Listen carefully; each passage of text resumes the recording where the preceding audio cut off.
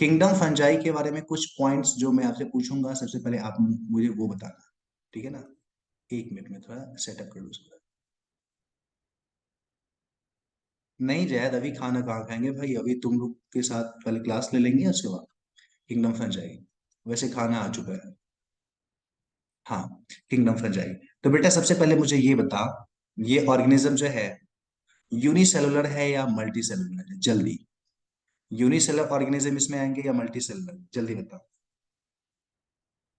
माही मुंह तोड़ देंगे तुम्हारा। कहाँ सोई रहती है तू, जल्दी बता। यूनिसेलुलर है या multi cellular. Very good Asafi, फतेहा फतेहा, फिर तू पिटाएगी।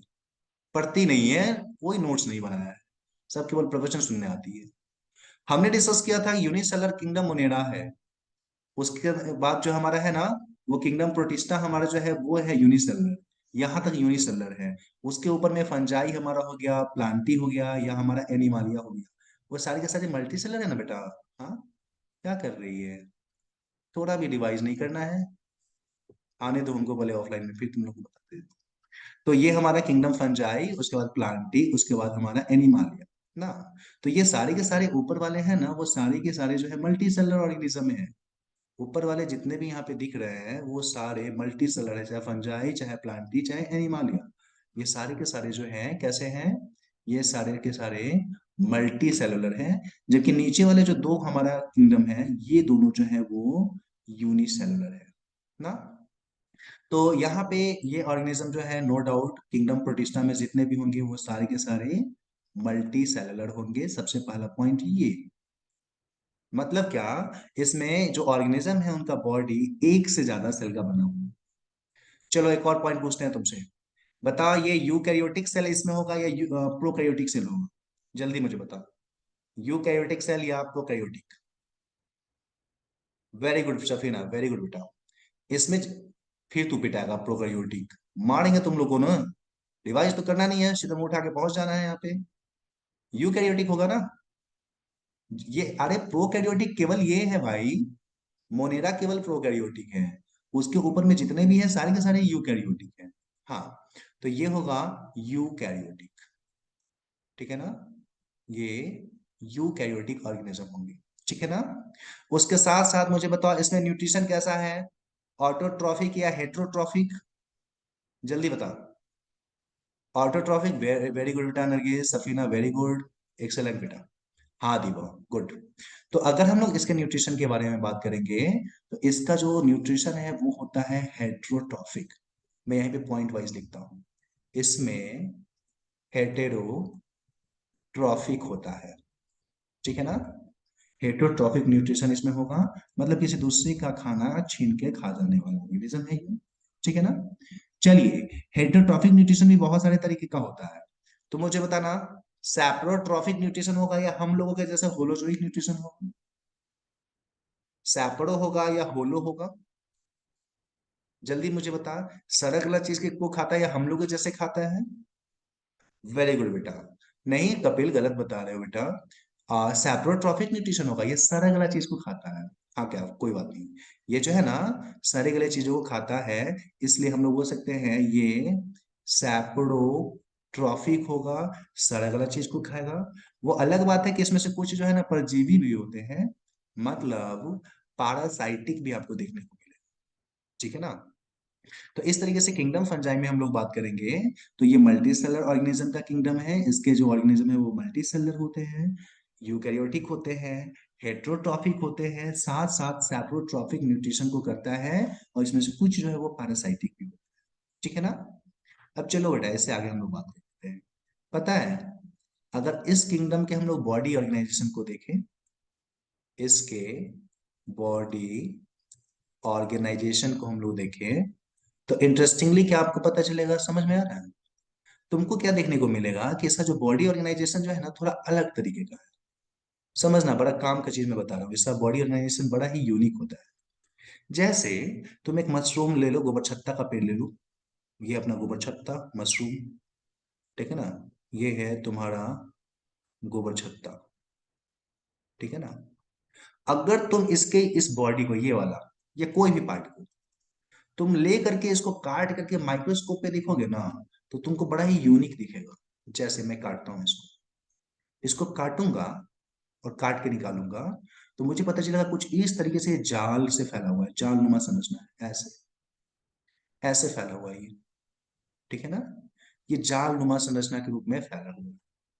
और इसका मैं क्या करूं, फिर से इसको भी मैं कट कर दूं, इसको भी कट कर दूं, और इसको भी काट के मैं बाहर निकालूं, और उसको फिर से माइक्रोस्कोप पे देखूं, तो मुझे पता चलेगा ये जो है ना कुछ ऐसे बना हुआ है, कुछ इसमें धागा है जो कि इस तरीके से जो है ना सेल का फॉर्मेशन करता है। समझना मेरी बात, इस तरीके से ये सेल का फॉर्मेशन करता है। बहुत सारे सेल आपस में इस तरीके से जुड़ करके उस जाल का निर्माण करते हैं, समझना। बहुत सारे सेल आपस में जुड़ करके वैसे जाल का फॉर्मेशन करता है। बेटा मशरूम के बारे में बताएंगे है ना, सभी तो स्टार्ट ही किए बेटा, बहुत डिटेल में डिस्कस करने वाले हैं, चिंता मत करो। अभी जो मैं बता रहा हूँ उस पर फोकस करो केवल, ठीक है ना। तो हमें पता क्या चलेगा कि यहाँ पे बहुत सारे इस तरीके से ये जो सेल है ना, वो सेल आपस में जुड़ने से बना है ना। मतलब क्या हम लोग यहाँ पे क्या बता सकते हैं, हम लोग बता सकते हैं कि इसका जो टुकड़ा है, सबसे छोटा सा जो टुकड़ा है, वो असल में सेल है ना। तो ऑर्गेनाइजेशन के बारे में हम लोग बात करेंगे, तो किस किस चीज का ये बना हुआ मिला हमें, समझ मेरी बात। होता क्या है यहाँ पे, सेल जो है आपस में जुड़ करके इस लंबा सा ट्यूब का निर्माण करता है ना, या लंबा सा यहाँ पे फिलामेंट का निर्माण करता है। ये जो फिलामेंट है, ठीक है ना, ध्यान देना, ये जो फिलामेंट हमारा यहाँ पे बना, उस फिलामेंट को हम लोग स्पेशल नाम से जानेंगे। समझ मेरी बात, ये जो फिलामेंट है, ये जो फिलामेंट है, इस फिलामेंट को हम लोग स्पेशल नाम से जानेंगे। मैं कैसे इसको, एक मिनट, एक मिनट रुक जाओ। हाँ, ये जो फिलामेंट है, इस फिलामेंट को हम लोग स्पेशल नाम से जानेंगे। ये जो फिलामेंट हम लोग को दिख रहा है, ये वाली, इस फिलामेंट को हम लोग स्पेशल नाम से जानेंगे, जो सेल हमारा बनाता है। इस फिलामेंट को हम लोग बोलते हैं हाइफा। क्या बोलेंगे, हाइफा, ठीक है ना। और ये हाइफा आपस में जुड़ करके एक जाल नुमा संरचना बनाएगा। समझ मेरी बात, ये फिलामेंट जो है इस जाल नुमा संरचना का निर्माण करेगा। इस जाल नुमा संरचना को हम लोग क्या बोलेंगे, तो इस जाल नुमा संरचना को हम लोग बोलते हैं माइसेलियम। ठीक है ना, इस जाल नुमा संरचना को हम लोग बोलेंगे माइसेलियम, ठीक है ना। माइसेलियम के नाम से हम लोग इसको जानते हैं, ठीक है ना। और ये माइसेलियम बहुत सारा आपस में जुड़ करके गोबर छत्ता या जो भी हमारा प्लांट है उस प्लांट का, सॉरी, जो भी हमारा फंजाई है उसका निर्माण करेगा ना। तो चल यहाँ पे मैं एक चीज पूछ रहा हूँ, मुझे बताना, सबसे छोटा यूनिट यहाँ पे क्या हुआ इसके बॉडी का, जल्दी मुझे बता। सबसे छोटा यूनिट कौन सा हुआ, जल्दी बता। वेरी गुड बेटा, सेल। और सेल जो आपस में मिल करके जो फिलामेंट लाइक स्ट्रक्चर बनाता है उसको क्या बोलेंगे, जल्दी मुझे बताइए। हाइफा, वेरी गुड बेटा, उसको बोलेंगे हम लोग हाइफा। ओके। और हाइफा आपस में मिल करके जो हमारा कॉम्प्लेक्स स्ट्रक्चर बनाता है उसको क्या बोलेंगे, very good Safina, very good बेटा, उसको हम लोग बोलेंगे माइसेलियम। हाइफा जो मिलकर के जो हमारा कॉम्प्लेक्स स्ट्रक्चर बनाता है उसको हम लोग माइसेलियम के नाम से डिस्कस करेंगे। वेरी गुड बेटा, ओके। माइसेलियम का निर्माण करता है। और ये माइसेलियम जो हमारा है, वो क्या हमारा है, कॉम्प्लेक्स स्ट्रक्चर है, जो कि फंजाई का फॉर्मेशन करेगा, ठीक है ना। तो हमारे बॉडी जैसा इसका स्ट्रक्चर नहीं है। इसका स्ट्रक्चर जो है ना, बहुत सारे सेल मिलकर के फिलामेंट बनाएगा जिसको हम लोग हाइफा बोलते हैं। हाइफा मिलकर क्या बनेगा, वो हमारा कॉम्प्लेक्स नेटवर्क लाइक स्ट्रक्चर बनाएगा जिसको हम लोग बोलेंगे माइसेलियम, सॉरी, हाँ माइसेलियम। और उस माइसेलियम से हमारा फंजाई का फॉर्मेशन होगा ना। तो इनके बॉडी का जो ऑर्गेनाइजेशन है ना, वो थोड़ा यूनिक हो गया है, तुम समझ सकते हो इस चीज को। इनका बॉडी ऑर्गेनाइजेशन यूनिक हो गया है, ठीक है ना। सेल आपस में मिलकर के हाइफा या फिलामेंट लाइक स्ट्रक्चर बनाएगा, और हाइफा आपस में मिलकर के नेटवर्क बनाएगा जिसको हम लोग बोलेंगे माइसेलियम। और माइसेलियम बहुत सारे आपस में मिलकर के जो फंजाई है या फंगस बॉडी है उसका फॉर्मेशन करेगा, ठीक है ना। तो चलो ध्यान दो, मैं पूरे स्लाइड को रिकॉल करता हूँ फिर से। मोनेरा पढ़ चुके हम लोग, प्रोटिस्टा पढ़ चुके हैं, फंजाई स्टार्ट करने वाले हैं। किंगडम फंजाई में हमने क्या देखा, मल्टी सेलर ऑर्गेनिज्म होते हैं।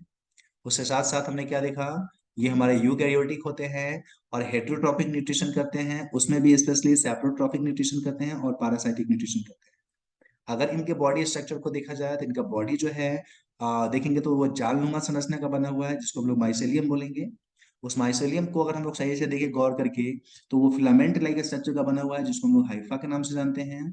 और उस हाइफा को हम लोग अच्छे से देखेंगे गौर करके, तो वो सेल का बना हुआ है। ठीक है ना बेटा? तो मुझे ये बता, जो भी चीज किंगडम फंजाई के बारे में मैंने बोला, ये यहाँ पे सारा कुछ क्लियर है क्या? हाँ या ना? जल्दी मुझे बता, फिर अपन आगे बढ़ेंगे।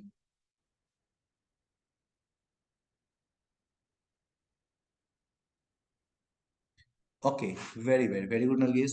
किसी को भी कोई कुछ पूछना है कुछ भी तो मुझसे पूछ सकते हो अभी, जल्दी। ओके, सर सोसाइटी हाइफा क्या होता है बेटा? अभी तो स्टार्ट ही कर रहे हैं, अभी तो जन्नत देखेंगे हम लोग, चिंता क्यों कर रहे हो यार, सभी स्टार्टिंग है अपना, चिंता मत करो उसके बारे में। ठीक है ना? ओके बेटा, वेरी गुड। चलिए जी, आगे बढ़ते हैं इससे आगे। तो ये चीजें हम लोगों को क्लियर है, अपन इसको हटाते हैं। और फिर से ये बहुत काम का चीज था, इसलिए मैं इसको यहाँ पे ऊपर में लिख लेता हूँ।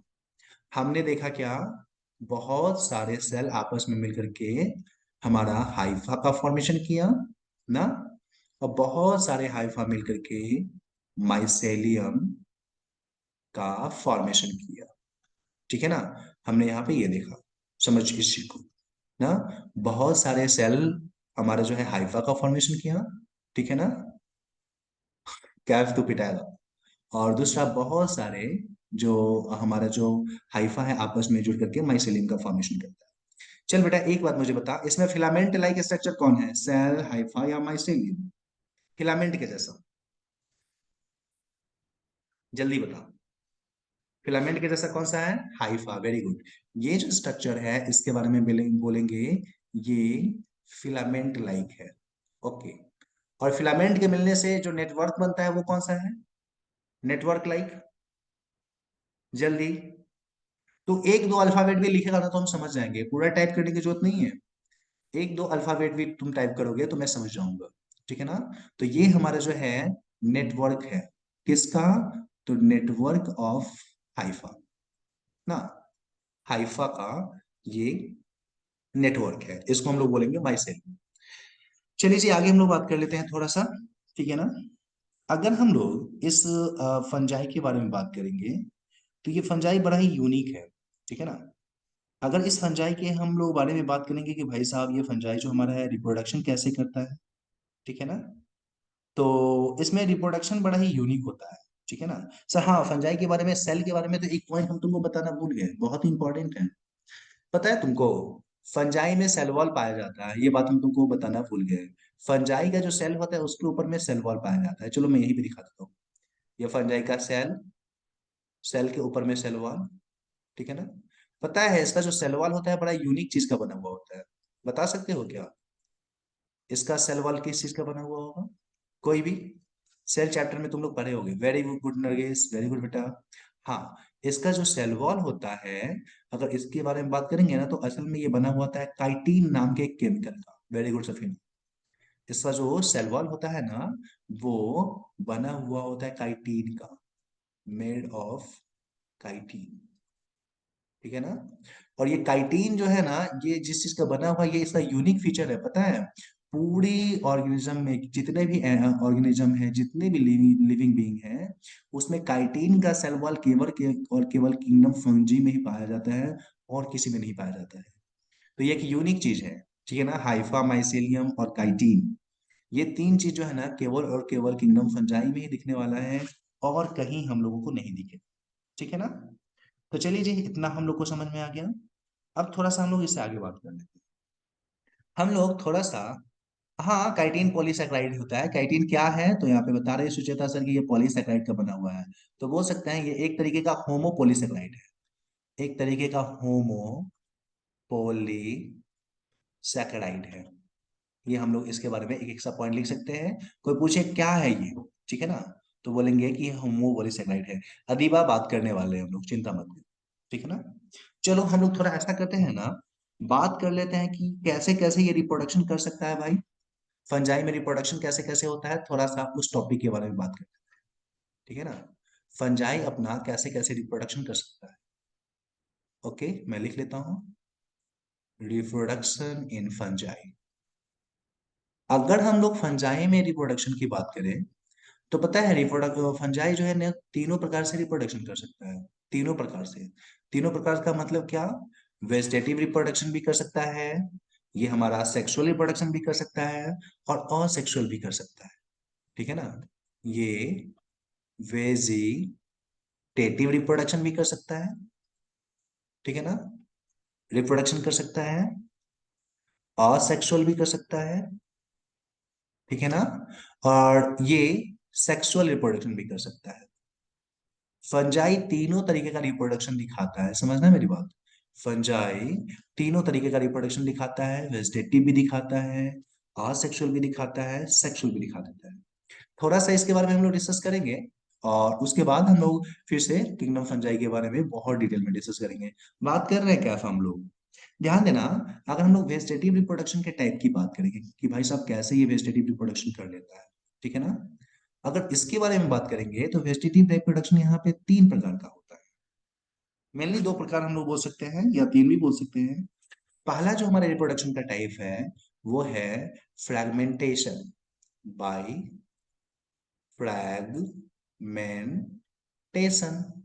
अभी हमने इसका बॉडी देखा था ना कि इसका बॉडी क्या है, बहुत सारे सेल आपस में मिलकर के इस तरीके से हाइफा बना दिया है, और वही हाइफा जो है इस तरीके से जाल के जैसे फैल गया, माइसेलियम बन गया। तो तुम क्या करो, उसको पकड़ के तोड़ दो बीच से, ठीक है ना। तुमने बीच से इसको तोड़ दिया, ठीक है ना, ऐसे करके बीच से तोड़ दिया। तो जब इसको तुम 2 पार्ट में तोड़ दोगे तो ये जो दोनों टुकड़ा हमारा है ना, एक नया फंजाई में डेवलप हो जाएगा, ये न्यू बन जाएगा, और ये भी एक नया फंजाई बन जाएगा, ठीक है ना। तो इस तरीके से अगर तुम टुकड़ा में तोड़ दिए, 2 नया फंजाई का निर्माण हो गया, तो उसको हम लोग बोलेंगे फ्रेगमेंटेशन ना। जबकि जो दूसरा तरीका है रिप्रोडक्शन करने का, वो है हमारा बाई, क्या बोल सकते हैं इसको हम लोग, दूसरे वाले को हम लोग बोल सकते हैं बाई बडिंग। बडिंग के जैसे जरिए या मुकुलन के द्वारा, बाई बडिंग। इसका सबसे फेमस एग्जांपल जो है ना हमारा ईस्ट है। सबसे फेमस एग्जांपल इसका जो है वो है ईस्ट, बेकर्स ईस्ट, खमीर जिसको हम लोग बोलते हैं। तुम ईस्ट का जो ऑर्गेनिज्म देखोगे कुछ ऐसा होता है वो। ईस्ट जो है ना एकमात्र यूनिसेलुलर हमारा फंजाई है, ये है ईस्ट। तुमको क्या दिखेगा, जैसे ही ये थोड़ा खाना पीना खा करके बड़ा होता है, इसके किसी एक एंड में इस तरीके से एक उभार बनता है, ये वाली, और वो उभार लगातार बड़ी होती चली जाती है इस तरीके से, ठीक है ना। और एक समय ऐसा आता है कि वो बहुत बड़ा होकर के टूट जाता है, ऐसे। और इस तरीके से ये जो निकला, ये जो उभार बना था, इसको हम लोग बर्ड बोल सकते हैं।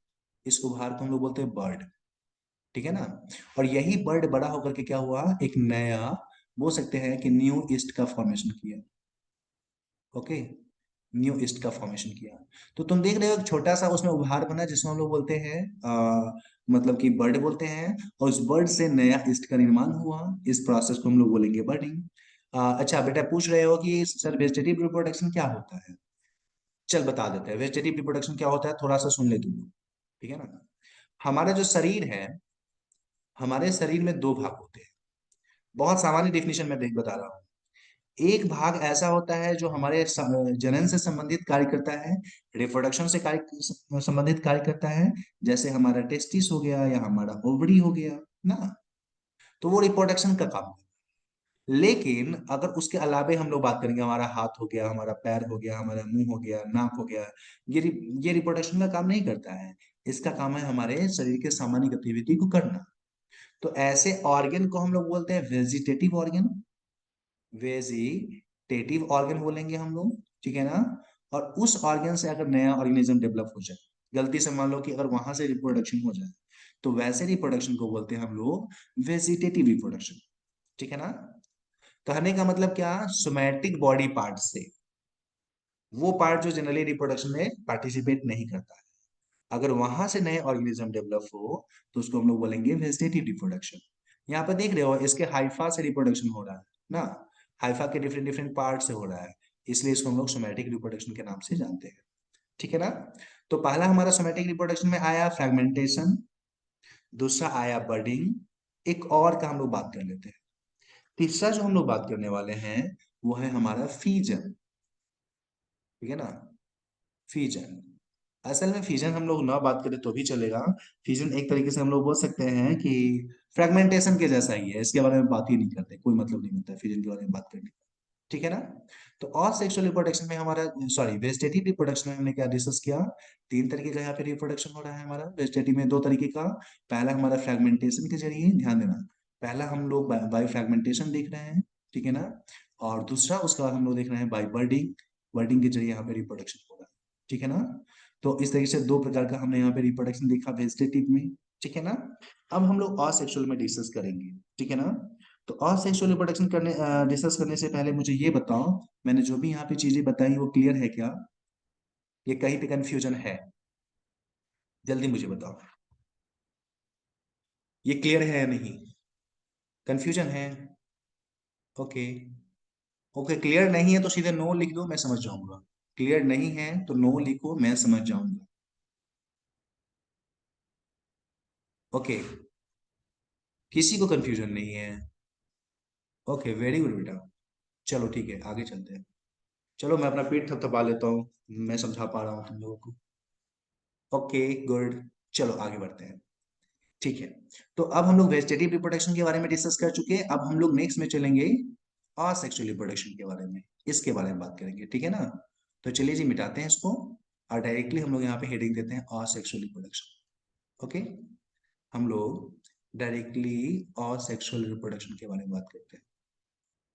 देखो, असेक्सुअल रिप्रोडक्शन किसको बोलोगे पता है? सेक्स का कोई इंपॉर्टेंस यहाँ पे नहीं है, सेक्सुअल ऑर्गन का यहाँ पे कोई जरूरत नहीं है, लेकिन अगर स्पोर के जरिए रिप्रोडक्शन हो ना, वेजिटेटिव स्पोर के द्वारा, तो उसको हम लोग बोलते हैं असेक्सुअल रिप्रोडक्शन। इसका डिफिनेशन सुनना, ठीक है ना। हम बोल सकते हैं रिप्रोडक्शन विदाउट, समझना मेरी बात, रिप्रोडक्शन विदाउट सेक्सुअल पार्टिसिपेशन। और किसके द्वारा? तो बोलेंगे reproduction with the help of spore, spore के हेल्प से, और बिना सेक्सुअल पार्टिसिपेशन का अगर कहीं पे रिप्रोडक्शन हो, तो वैसे रिप्रोडक्शन को हम लोग नाम देंगे कि भाई साहब ये हमारा असेक्सुअल रिप्रोडक्शन, ठीक है ना। तो बड़ा ही सस्ता सस्ता सा डिफिनेशन मैंने यहाँ पे लिखा है, बहुत सस्ता सा डिफिनेशन है ये, ठीक है ना। अगर बिना किसी सेक्सुअल पार्टिसिपेशन का, बिना सेक्स का, ठीक है ना, और with the help of spore हो, उसको हम लोग बोलेंगे, क्या बोलेंगे उसको हम लोग, उसको बोलेंगे कि भाई साहब यहाँ पे असेक्सुअल रिप्रोडक्शन हो रहा है। अब क्वेश्चन यहाँ पे अराइज होता है कि भाई साहब ये स्पोर क्या बोला है, स्पोर के बारे में तो पहले हमने कभी नहीं सुना। तो चलिए जी बताते हैं स्पोर। देखो, हमारे शरीर का कोई भी ऐसा भाग जिसको कहीं पे गिराए और उससे एक ऑर्गेनिज्म डेवलप हो जाए, जो जर्मिनेट करे, जिसका अंकुरण हो, समझो मेरी बात। स्पोर क्या है? जर्मिनेटिंग स्ट्रक्चर को हम लोग स्पोर बोलते हैं, जर्मिनेटिंग, ठीक है ना, जर्मिनेटिंग स्ट्रक्चर को हम लोग स्पोर बोलते हैं। जैसे ही तुम लोग कभी सुना है इसका नाम, रक्त बीज का नाम, रक्त बीज, नाम नहीं सुना होगा तुम लोग। एक राक्षस हुआ करता था कभी, होता क्या था, उसके बॉडी को जितना बार काटा जाता था ना, और उसकी ब्लड मिट्टी पे गिरती थी, उतना नया रक्त बीज पैदा हो जाता था। तो उसका जो ब्लड है वो क्या है, उसका जो ब्लड है वो असल में क्या है, वो एक तरीके से बोल सकते हैं हमारा, बोल सकते हैं कि वो एक तरीके का स्पोर है, ठीक है ना।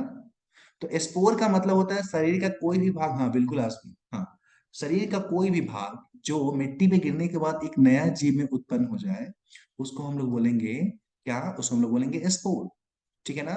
तो ये स्पोर कैसा होना चाहिए? बिना सेक्सुअल रिप्रोडक्शन का प्रोड्यूस होना चाहिए। जनरली स्पोर सेक्सुअल रिप्रोडक्शन में प्रोड्यूस होता है, बट यहाँ पे बिना सेक्सुअल रिप्रोडक्शन का प्रोड्यूस होना चाहिए, ठीक है ना। तो वैसे स्पोर को हम लोग विशेष नाम से जानते हैं, ऐसे स्पोर को हम लोग बोलते हैं जो कि बिना सेक्सुअल रिप्रोडक्शन का डेवलप हुआ है, इसीलिए इसको हम लोग बोलते हैं वेजिटेटिव स्पोर। मिटाने दो मुझे, इसको हम लोग नाम देंगे वेजिटेटिव स्पोर, वेजिटेटिव स्पोर के नाम से भी इसको हम लोग डिस्कस करते हैं, ठीक है ना बेटा। तो असेक्सुअल रिप्रोडक्शन में क्या होगा, यहाँ पे स्पोर के जरिए रिप्रोडक्शन होगा, और वो भी कौन सा स्पोर, बिना सेक्सुअल रिप्रोडक्शन वाला स्पोर। हाँ बिल्कुल अनस, सही बोल रहे हो। चलो, हाँ अब हम लोग बात करते हैं माही, उसी टॉपिक पे आ रहे हैं। अब हम लोग देख लेते हैं यहाँ पे कौन कौन सा स्पोर प्रोड्यूस होगा। यहाँ पे फंजाई में कौन कौन से स्पोर प्रोड्यूस होने के मतलब की प्रोबेबिलिटी है, वो बात कर लेते हैं। Types of spore. अगर हम लोग टाइप ऑफ स्पोर की बात करेंगे, तो यहाँ पे मेनली दो तरीके का स्पोर डेवलप। कौन कौन सा। एक स्पोर जो होता है उसको हम लोग बोलते हैं स्पोरेंजियो स्पोर। हम बता रहे हैं बेटा। हाँ, इसको बोलते हैं स्पोरेंजियो। हाँ, ध्यान देना, स्पोरेंजियो स्पोर के नाम से हम लोग रिसर्च करते हैं। माही इधर कंसंट्रेट कर तू। स्पोरेंजियो स्पोर। और जो दूसरा होता है, उसको हम लोग विशेष नाम से जानते हैं, उसको हम लोग बोलते हैं कोनिडियो स्पोर। कोनिडियो स्पोर। ठीक है ना। अरे स्पोर क्या है, तुम्हारे शरीर का कोई भी ऐसा टुकड़ा जो मिट्टी पे गिर करके एक नया ऑर्गेनिज्म क्रिएट कर दे, उसी को बोलते हैं स्पोर। समझा जाहिर। शरीर का कोई टुकड़ा जो मिट्टी पे गिर करके एक नया ऑर्गेनिज्म बना दे, उसको हम लोग बोलते हैं स्पोर। क्लियर, स्पोर का यही मतलब होता है। चल ठीक है। तो स्पोर दो तरीके का यहाँ पे होगा, वेजिटेटिव स्पोर। ठीक है ना। पहला है स्पोरेंजियो स्पोर, दूसरा कोनिडियो स्पोर। हम आई क्या नहीं पता है, बता तो हमको। हाँ, तो यहाँ पे स्पोरेंजियो स्पोर और वो कोनिडियो स्पोर के बारे में क्या अंतर है, मैं तुम्हें बताता हूँ। ये जो स्पोरेंजियो स्पोर जो होता है ना, हमेशा एक पाउच में बनता है। इसकी खासियत क्या है, ये हमेशा एक पाउच में बनता है। इसके बारे में इंपॉर्टेंट पॉइंट ये है। ठीक है ना। ये हमेशा एक पाउच में बनता है। इसके बारे में बोल सकते हैं फॉर्म्ड इनसाइड पाउच। अभी हम लोग देखेंगे इसके बारे में। ये पाउच में बनता है सॉरी। ठीक है ना। और ये जो पाउच है, उस पाउच को हम लोग स्पेशल नाम देंगे, जिस पाउच में ये बनेगा ना, उस पाउच को हम लोग बोलते हैं एस्पोरेंजिया। उस पाउच को हम लोग नाम देंगे एस्पोरेंजिया, कॉल्ड एस्पोरेंजिया। एस्पोरेंजिया बोलेंगे, या इसको हम लोग एक और नाम से जानते हैं। तुम इसको एस्पोरेंजिया बोल दो, या इसको तुम फ्रूटिंग बॉडी बोल दो। FRUITING, fruiting body. फ्रूट में जैसे बीज होता है, वैसे ही इसमें ये स्पोर होगा। इसीलिए इसको हम लोग फ्रूटिंग बॉडी के नाम से भी डिस्कस करेंगे। ठीक है ना। तो स्पोरेंजियो स्पोर हमेशा एक पाउच में बनता है, जिसको हम लोग बोलते हैं एस्पोरेंजिया या फ्रूटिंग बॉडी। जबकि कोनिडियो स्पोर के बारे में बात करेंगे ना, तो ये कोई पाउच उसमें नहीं बनता है। कैसे होता है, चल बताते हैं तुमको। मान लो ये हमारा हाइफा था, हाइफा का ये सेल। तो हुआ क्या है, इसका जो सेल है ना, यही डिफ्रेंशिएट कर गया है स्पोरेंजियोस्पोर में, सॉरी कोनिडियोस्पोर में। ये जो सेल है, इस सेल का जो दीवार है ना, मोटा होने लगा है यहाँ इस तरीके से, और ये बन गया स्पोर। समझना मेरी बात। यही स्पोर में बदल गया। ठीक है ना। ये जो तुमको दिखा रहा है, ये स्पोर, ये हमारा कोनिडियो स्पोर है। यही जो टूट करके ये सेल कहीं पे गिरेगा, ये हमारा हो गया कोनिडियो स्पोर। ठीक है ना। और यही कहीं पे टूट के गिरेगा, तो न्यू फंजाई का फॉर्मेशन कर देगा। ठीक है ना। तो इसमें ऐसा कोई फ्लोटिंग बॉडी नहीं है बेटा। ठीक है ना। जबकि स्पोरेंजियोस्पोर में क्या हुआ है, मान लीजिए हमारा क्या है, ये हमारा एक फंजाई का माइसेलियम है। ठीक है ना। एक फंजाई का ये माइसेलियम है। तो यहाँ पे क्या होने वाला है, उसमें से एक माइसेलियम कोष इस तरीके से बाहर निकलेगा, हाइफा बाहर निकलेगा, एक पाउच बनाएगा सबसे पहले इस तरीके से। और इस पाउच के अंदर में हमको क्या मिलेगा, बहुत सारे स्पोर डेवलप होंगे। ठीक है ना। ये जो पाउच है, इसमें बहुत सारे स्पोर डेवलप होंगे। ठीक है ना। तो ये जो पाउच है, उस पाउच को हम लोग क्या नाम देंगे, पाउच को हम लोग नाम देंगे एस्पोरेंजियो, एस्पोरेंजिया या फ्रूटिंग बॉडी। और उसके अंदर में जो स्पोर डेवलप हुआ, इस स्पोर को हम लोग नाम देंगे एस्पोरेंजियो स्पोर। ठीक है ना। उसके अंदर में जो हमारा स्पोर डेवलप हुआ, उसको हम लोग नाम देने वाले हैं एस्पोरेंजियो स्पोर। ये जो है ना, ये स्पोरेंजियो स्पोर। और यही स्पोरेंजियो स्पोर जब बाहर निकल जाएगा, ठीक है ना, तो ये क्या होगा, एक न्यू फंजाई का निर्माण करेगा। न्यू फंजाई का निर्माण करेगा। ठीक है ना। तो अगर पाउच में बना तो स्पोरेंजियोस्पोर, पाउच से बाहर बना तो कोनिडियोस्पोर। ठीक है ना। तो ये स्पोर क्या है, वेजिटेटिव स्पोर क्या है, वेजिटेटिव स्पोर कितने प्रकार के हैं। यहां तक जो मैंने बताया क्लियर है कि नहीं, ये मुझे सबसे पहले बताओ, जल्दी मुझे बताओ। यहां तक क्लियर है कि नहीं सफीना, मैं हाँ इस यहां तक क्लियर है कि नहीं, ये मुझे बताओ। ओके कतिवा, आसफी, वेरी गुड बेटा, सुचेता वेरी गुड। ओके ध्यान दो। तो हम लोग क्या डिस्कस कर रहे थे, ध्यान दो, टॉपिक पे आते हैं। असेक्सुअल रिप्रोडक्शन जो हमारा है, ठीक है ना। अगर असेक्सुअल रिप्रोडक्शन को हम लोग देखेंगे तो हमने देखा था बाई स्पोर होता है ये। और कौन सा स्पोर, तो वेजिटेटिव स्पोर ना। और वेजिटेटिव स्पोर में हमने देखा था दो तरीके का स्पोर है हमारा। हमने एक को देखा था एस्पोरेंजियो स्पोर ना, एस्पोरेंजियो स्पोर। और जो दूसरा था हमारा, उसको हम लोग नाम दे रहे थे क्या, उसको हम लोग नाम दे रहे थे कोनिडियो स्पोर। हाँ very good friend, very good बेटा, कोनिडियो स्पोर। शॉर्ट फॉर्म में इसको कोनिडिया भी बोलते हैं। अगर तुम कामचोर हो, समय बचाना चाहते हो, तो कोनिडिया भी बोल सकते हो इसको, ठीक है ना। तो ये कोनिडियो स्पोर या कोनिडिया हमारा, ठीक है ना। अब ध्यान देना, हमारा जो ये स्पोरेंजियो स्पोर है हमने डिस्कस किया, वो हमारा पाउच में बनता है। अब थोड़ा सा हम लोग बात कर लेते हैं स्पोरेंजियो स्पोर कितने प्रकार के होते हैं, ध्यान देना। अब हम लोग टॉपिक पे आते हैं, स्पोरेंजियो स्पोर कितने प्रकार के होते हैं उस पे। ये जो पाउच से जो स्पोर बना, हाँ बेटा फरीन आप तुम्हारे टॉपिक पे ही आ रहे हैं। स्पोरेंजियो स्पोर के टाइप की बात कर लेते हैं, जो पाउच में बनता है उसके टाइप की बात कर लेते हैं। ध्यान देना, अगर ऐसा हो कि स्पोरेंजियो स्पोर जो है ना चलने फिरने वाला हो, मोटाइल हो, ठीक है ना। अगर स्पोरेंजियो स्पोर मोटाइल हो मतलब चलने फिरने वाला हो, तो वैसे स्पोरेंजियो स्पोर को हम लोग विशेष नाम से जानेंगे, उसको हम लोग बोलेंगे जू स्पोर, ठीक है ना। तो जू स्पोर क्या है हमारा, मोटाइल स्पोर है। अगर स्पोरेंजियो स्पोर मोटाइल हो, चलने फिरने वाला हो, तो उसको हम लोग जू स्पोर के नाम से जानेंगे। वैसे शब्द पे भी ध्यान से, तो जू, जू का मतलब होता है जानवर, जानवर का मतलब चलने फिरने वाला ना। तो चूंकि ये मोटाइल स्पोर होगा, इसलिए इसको हम लोग बोलेंगे जू स्पोर। इसको हम लोग जू स्पोर के नाम से डिस्कस कर सकते हैं, ठीक है ना। वैसे ही अगर नॉन मोटाइल हो, चलने फिरने में असक्षम हो, तो उसको हम लोग बोलेंगे नॉन मोटाइल स्पोर। अगर वो स्पोर चलता फिरता नहीं हो, तो उसको हम लोग नॉन मोटाइल स्पोर बोलेंगे। या इसी को हम लोग बोलते हैं अप्लैनो स्पोर, शब्द पे ध्यान देना, इसको बोलते हैं अप्लैनो स्पोर। अ का मतलब होता है नहीं, जो चल फिर नहीं सकता है उसको हम लोग बोलेंगे अप्लैनो स्पोर, ठीक है ना। तो इस तरीके से देखिए, तो वैसे तो बहुत सारे तरीके के स्पोर होते हैं, ठीक है ना। लेकिन हम लोग के जो सिलेबस में है वो दो है, जू स्पोर और अप्लैनो स्पोर। जू स्पोर की खासियत